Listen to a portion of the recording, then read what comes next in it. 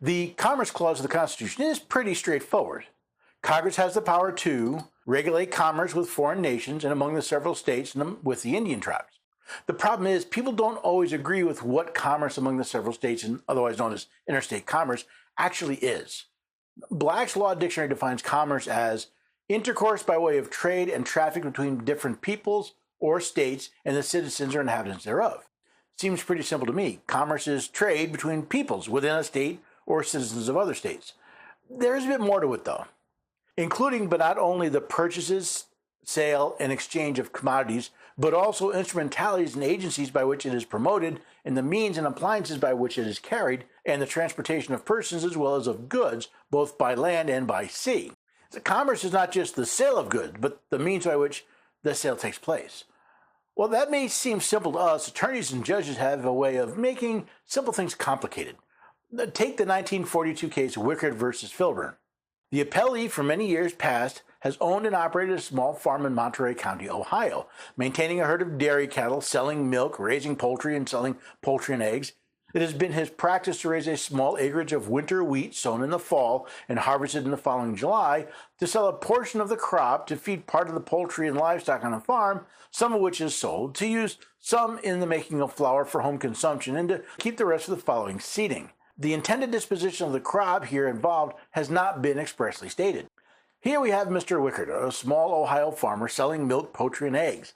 He also raised some wheat both to feed himself and his family and to sell a portion of it. Seems like no big deal. Except this is 1942. Not only has the country just joined World War II, but is in the middle of FDR's unconstitutional attempt to regulate the economy from D.C., which means the federal government gave Mr. Wickard a quota for the amount of wheat he was allowed to grow.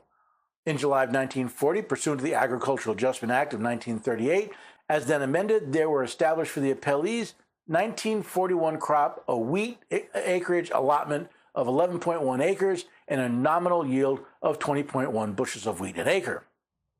He was given notice of such allotment in July 1940 before the fall planting of his 1941 crop of wheat, and again in July of 1941 before it was harvested.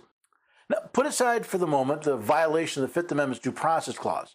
Ignore the Marxist idea of government regulation of the economy. Forget that this was the exact form of government overreach that led the colonies to declare independence from an overbearing government. It appears Mr. Wickard did not ignore the Constitution, but decided to exercise his liberty, protected by the Fifth Amendment, and did just what he wanted. He sowed, however, 23 acres and harvested from his 11.9 acres of excess acreage 239 bushels, which, under the terms of the Act as amended on May 26, 1941, constituted farm marketing excess subject to a penalty of 49 cents a bushel or $117.11 in all. The appellee has not paid the penalty and has not postponed or avoided it by storing the excess under regulations of the Secretary of Agriculture or by delivering it up to the Secretary. The committee therefore refused him a marketing card which was, under the terms of the regulation promulgated by the Secretary, necessary to protect a buyer from liability to the penalty and upon its protecting lien. Imagine that in America, needing permission from a bureaucrat to grow your own food without being penalized. This led to the lawsuit, which eventually made it to the Supreme Court, which found the power to regulate interstate commerce includes the power to regulate the price at which commodities in that commerce are dealt in and practicing affecting such prices.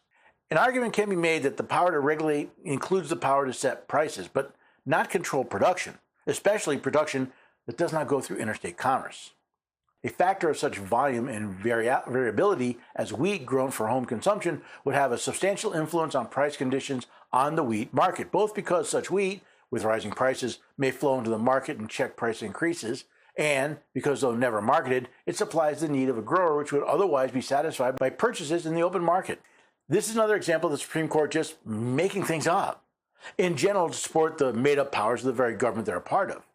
This lie by the court that Congress can regulate anything that might impact interstate commerce has been the basis of the federal government's attempt to regulate every part of our lives.